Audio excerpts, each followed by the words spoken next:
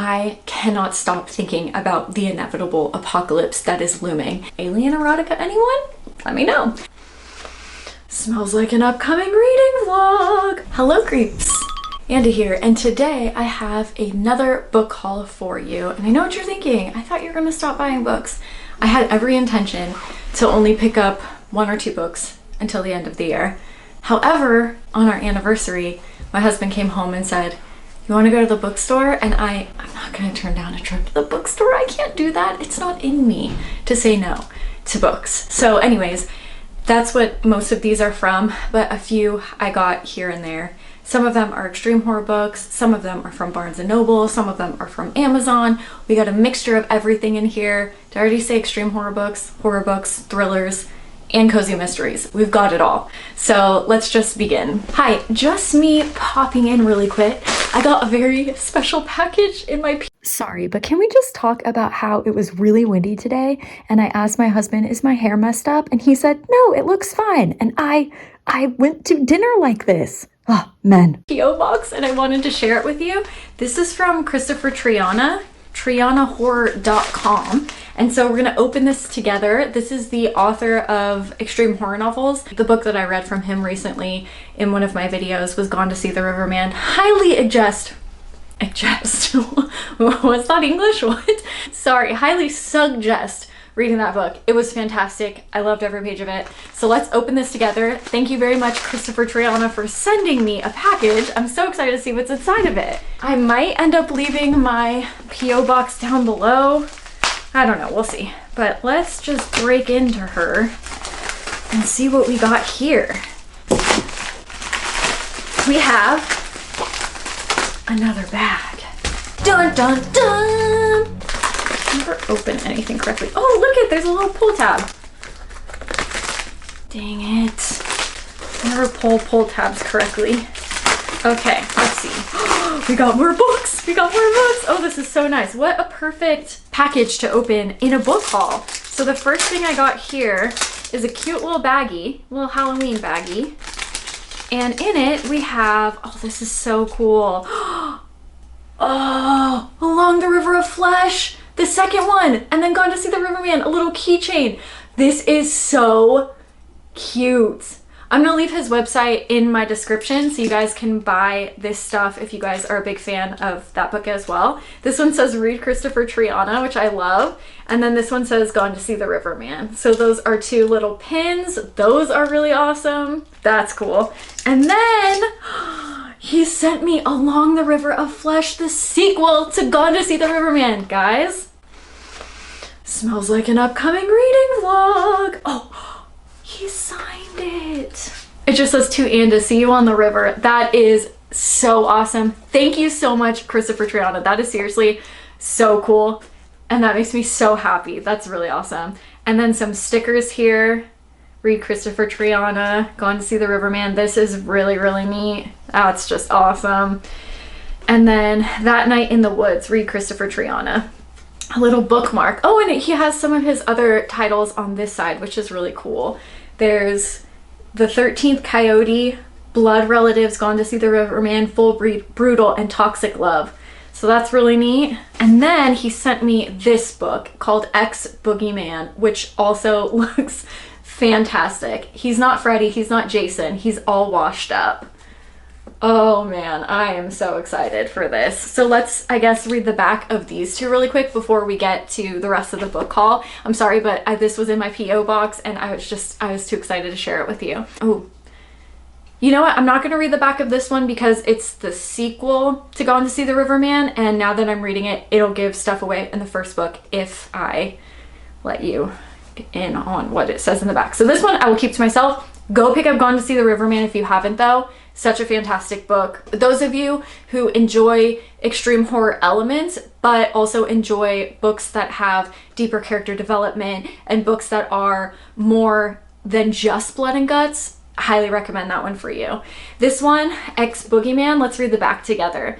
It says, As Nicky Hector, the unstoppable slasher from the lunatic horror movie franchise, Jonathan Zane reached levels of fame unimaginable to a young actor. On top of headlining 15 films, he appeared on MTV and has his own 976 number and became one of the most recognizable faces of the 1980s. But that was 30 years ago. Now it's 2010, and Zane is a has-been celebrity, making his living signing autographs at fan conventions, a relic of the bygone slasher movie boom. He's broke, separated from his wife and children, lives in a crummy apartment, and hasn't landed a role in years. When he learns the studio is remaking Lunatic, he thinks it's his chance for a comeback. But Red Max Studios isn't interested in resurrecting Zane's fame. They want a reboot to have a new face. To escape the campiness that plagued the latter films in the Lunatic series, for the studio, this is a brand new start. For Jonathan Zane, it's his last straw. Discovering the remake is being filmed at the same rafting center as the original, and his former Final Girl co-star Lola Lang is involved, Zane begins to descend into insanity. He slips into his old costume, sharpens his meat cleaver, and brings the Nicky Hector character back from the dead for one last bloodbath. This sounds so fun. I've been trying to find books that feel more like horror movies, and I really think that this one will have that same feel to it. So super excited to read this. Let me know how you guys feel about this one, and a few of you did tell me that I had to check out the second one, so this will be in a future reading vlog. I'm sure this will too, but this one probably sooner because I'm very interested to see what happens. My friend also recently borrowed Gone to See the Riverman, and he fell in love with it, so I really think that that's kind of just like a great book for the general population that's okay with more extreme subject matters. Thank you so much, Christopher Triana. That is such a wonderful gift. And yeah, guys, definitely check out his work. Highly recommend for those of you interested in extreme horror. But also, I wanted to say real quick, because this video will be coming out a few days before Thanksgiving. So I wanted to wish you guys a happy Thanksgiving if you guys are from America or celebrate it. And I hope you guys have a good weekend with friends and family. I won't be posting on Thursday, but I will see you again on Sunday. Anyways, let's get back to the book haul. Sorry for the interruption. Thanks so much, Christopher Triana. I'll leave everything linked down below. Okay, this is what we're working with here. So we got quite a few. I'll start with these because these are the most recent ones. I'm pretty sure these are all from Amazon. The first one that I got was The Big Head by Edward Lee, because so many of you told me that I had to read this book, and I bought it. So I have no idea what it's about, but a lot of you guys recommended it. So it says, The Big Head, he's coming all right. He's coming for you. Something, something. Okay, let's try to keep this one. Okay, The Big Head. Who is he? What is he? An inbred homicidal pervert? A supernatural psychopath? Who or whatever he is, he's on a roll now, raging out of the Virginia backwoods and leaving in his wake a trail of blood, guts, disgust far beyond the limits of your reckoning. Interesting. Yeah, I have no idea what this is about. I have no expectation for this book, but you guys just recommended it a lot, and I have a different extreme horror video that I'm trying to make happen eventually, and I think this one is for that video as well. So I purchased that. Thank you for that recommendation. The next one that I got was Gingerbread and Deadly Dread. This is by Addison Moore. This is that Murder in the Mix cozy mystery series that I just cannot put down, and there's two that are winter related, and so I'm assuming that this one is for Christmas because that's when gingerbread is, right? So it's about a cute little baker in this cute town, and a murder happens and she tries to solve it. It says, a horrible scenario happens to be playing out at the moment where I see a beautiful long departed pooch hovering around. Oh, she sees dead pets of people who might potentially die around a questionably two-timing Santa. Okay, yeah, perfect. And all his naughty haughty elves. Quite frankly, it's a terrifying sight considering the fact that the fantastic phantasm is an ominous harbinger for its previous owner. So when I find my sister's boyfriend face down in the snow with a handful of tasty gingerbread treats, I'm not only sorry for him, I'm very sorry that I had to blow out with him in front of the entire... Her sister's boyfriend gets killed? Oh, wow. I shouldn't have read the back. Okay, sorry. I have read 3 of the series so far, so I'm very invested in how freaking cute these are. So anyways, if you guys want a cute cozy mystery series, this is the one for you. You can pick up any book, but it does ruin the previous book. So if you pick up this one, it's number 4. It'll probably tell you what happens in at least the previous 1 or 2. So cute. I'm so excited for winter to curl up with a cozy mystery.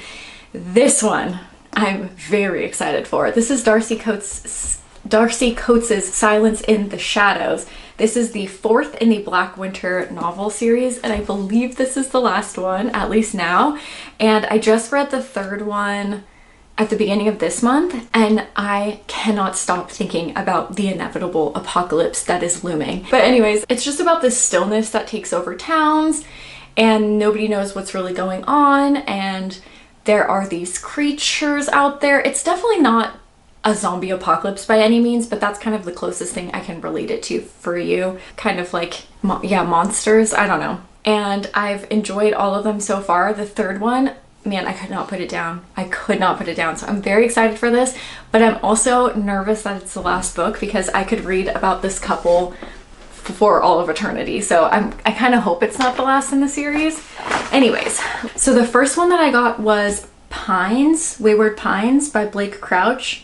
So I think it's called Pines, but it's the Wayward Pines series, if I'm not mistaken. And I really enjoyed the other 2 Blake Crouch books that I've read, so I wanted to purchase this one. But I cannot tell you how much I appreciate this right here on the spine. It tells you which one in the series it is by the trees. So number 2 has 2 trees and 3 has 3 trees.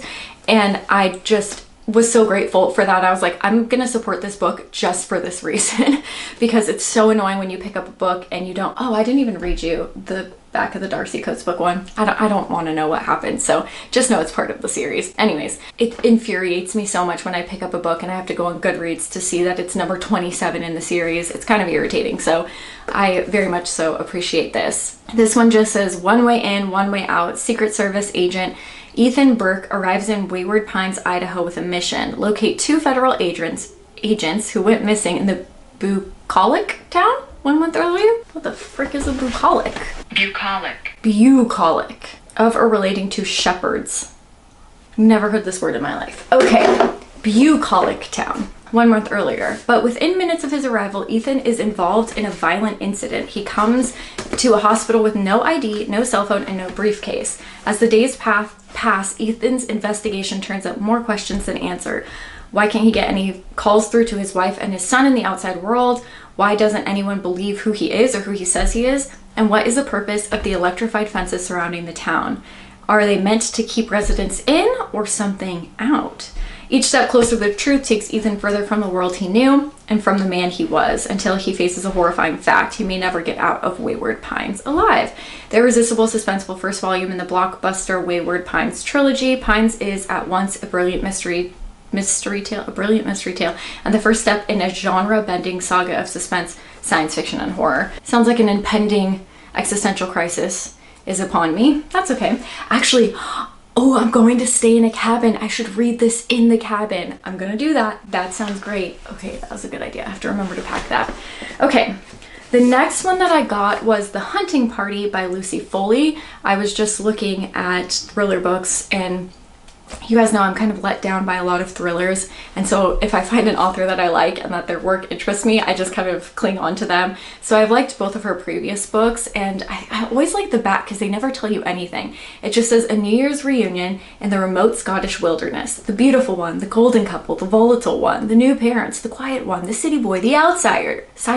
One of these friends is a murderer, and one won't make it out alive. So it kind of sounds like the one on the island, The Guest List. It kind of sounds like that, and that's my favorite from her, so very excited. This is a New Year's book, so maybe I'll try to read it closer, farther into December. Yeah, that sounds interesting. Everyone's invited, everyone's a suspect. I'm very excited for that. Let me know if you guys have read that one. I bought this one solely based on the cover. I have no idea who this is. I don't know anything about this book. I didn't even read it. I just saw the cover and I said, I must have this. This is by Joe Nesbo? Correct me if I'm wrong, but this is The Night House. When the voices call, don't answer. This just seems like such a nostalgic book cover for me, and I don't know why. I can't quite place why this feels like an older cover. Maybe one of you guys can let me know. But I don't know. It feels like a book that I've read before, even though I haven't. You know what I mean? So anyways, I love this cover. I thought that it was a really awesome, nostalgic feeling cover. I always like looking at the inside. Ooh, I like this mustard yellow. That's nice. That's real nice. I didn't realize there was a dent in this one. That's okay. Okay, let's read. It says, from international best-selling author Joe Nesbo. Oh, see, I thought this line was just for funsies, but it's in here too, so I think it might be how to pronounce it better. I don't know anything, I apologize. A chilling fresh spin on a classic horror novel. In the wake of his parents' tragic death in a house fire, 14-year-old Richard has been sent to live with his aunt and uncle in a remote town of Ballantine. That's the beer Martin Crane drinks on Frasier. Valentine's? Okay. Richard quickly earns a reputation as an outcast, and when a classmate named Tom goes missing, everyone suspects the new angry boy is responsible for his disappearance. No one believes him when he says a telephone booth by the edge of the woods sucked Tom into the receiver like something out of a horror movie. This sounds like Goosebumps fun, maybe for adults. No one, that is, except Karen, a beguiling fellow outsider who encourages Richard to pursue clues the police refuse to investigate. His sleuthing leads him to an abandoned house in the Mirror Forest, where he catches a glimpse of a terrifying face in the window, and when the voices begin to whisper in town, "She's going to burn. The girl you love is going to burn. There's nothing you can do about it." Ooh, I got goosebumps. Can you see? When another classmate disappears, Richard must find a way to prove his innocence and preserve his sanity as he grapples with the dark magic that is possessing Ballantine and pursuing his destruction. Then again, Richard may not be the most reliable narrator of the story, ... ellipses.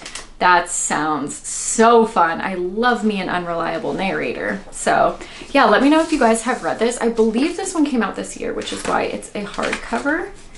But let me double check. 2023. Yes. Wait, does it say translated? Oh, okay. Norwegian. Yeah, okay. So I'm probably pronouncing his name incorrectly. But yeah, let me know if you guys have read this or if you've heard anything about it. I'm very excited for that. That sounds interesting. The next two are extreme horror books. This is Ryan C. Thomas's The Summer I Died. This one is actually one that I really haven't seen too many people talk about, so I'm not really sure what it's about or anything. The Summer I Died is the first in the Roger Huntington saga, when Roger Huntington comes home from college for the summer and is met by his best friend Tooth. Okay. He knows that they're going to have a good time. A summer full of beer, comic books, movies, laughs, and maybe even girls. The sun is high and the sky is clear. And the sky is clear as Roger and Tooth set out to shoot beer cans at Bobcat Mountain. Sorry. Just two friends catching up on lost times. Two friends thinking about their futures. Two friends suddenly thrust into the middle of a nightmare, forced to fight for their lives against a sadistic killer with an arsenal of razor-sharp blades and a hungry dog by his side. The dog better survive. I'm gonna be so annoyed if it doesn't. If they are to survive, they must decide, are heroes born or are they made? Or is something more powerful happening to them? And more importantly, how do you survive when all roads lead to death? I don't know. We shall find out though. Sounds interesting. Let me know if you've read that one. And then this one, my friends, is one that so many of you have recommended. And so it's been on my list for a long time. I've just never made the purchase. So here it is. I finally purchased Exquisite Corpse by Poppy Z. Bright.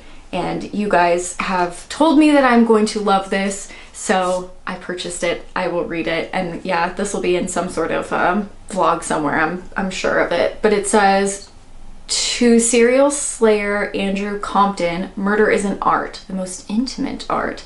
After feigning his own death to escape from prison, Compton makes his way to the United States with the ambition of bringing his art to new heights. Tortured by his own perverse demise, drawn to possess and destroy young boys, Compton inadvertently joins forces with Jay Byrne, oh my gosh, you guys know when words are separated and then all of a sudden your brain just forgets how to read? Dissolute playboy who pushed his art to limits even Compton hadn't previously imagined. Together, Compton and Byrne set their sights on an exquisite young Vietnamese-American runaway, Tran, who they deemed to be the perfect victim. Swiftly moving from the grimy streets of London's Piccadilly Circus to the decadence of New Orleans' French Quarter, Poppy Z. Bright dissects the landscape of torture and invites us into the mind of a killer. Exquisite Corpse confirms Bright as a writer who defines categorization. It is a novel for those who dare trespass where the sacred and profane become one. Interesting. Okay. A lot of you guys say that this is really, really beautifully written, and so I will take your word for it and I will read it. And the last one that I have here, you guys are going to be like, why did you buy that? What is wrong with you? But it's How to Lose an Extraterrestrial in 10 Days. I'm just going to let that sink in for a second. And this is by Susan Grant. So I recently purchased a few romance novels that are very strange, and I want to make a video about them. Like I posted on my story, well, that I found a dinosaur erotica novel, and I was like, do I need to make a video of all these weird romance stories that I found? And you guys said yes, and so I went searching for more, and this was one of the ones I found. Alien erotica, anyone? Let me know. So I will be I will be probably making a video about odd eroticas soon. I'm just honestly kind of dreading them because I do not like to read erotic fiction, but I will do it for you guys. It says his internal computers are offline. His former employee wants him dead, and the men in black are after him. Without his cyber powers, Reef is as weak as a lowly earthling. He tried to kill every human he's met, but why on earth would they help him? Evie Holloway needs a bodyguard. Her fledgling chocolate business is mistaken as a money laundering scheme for the mob. This sounds so wild. And the bullets have started flying. But does a suburban soccer mom really want to shelter the alien hitman who almost offed her future brother-in-law? She is desperate, and Reef is incredibly sexy.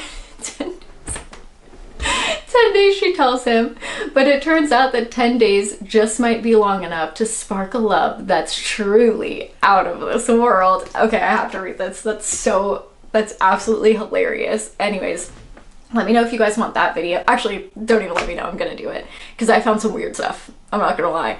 The dinosaur stuff was the most mild of the stuff that I found. So yeah, I'll have some alien stuff in there as well. Anyways, that is my book haul. Thank you so much for watching, and I will see you soon with another video. Let me know any books that you have purchased recently. And yeah, I'll see you soon. Bye, guys. I got nightmares in my head, I fear that the thoughts build up until I can't hear, that my mind fills up into a creature, and it haunts me somewhere much deeper.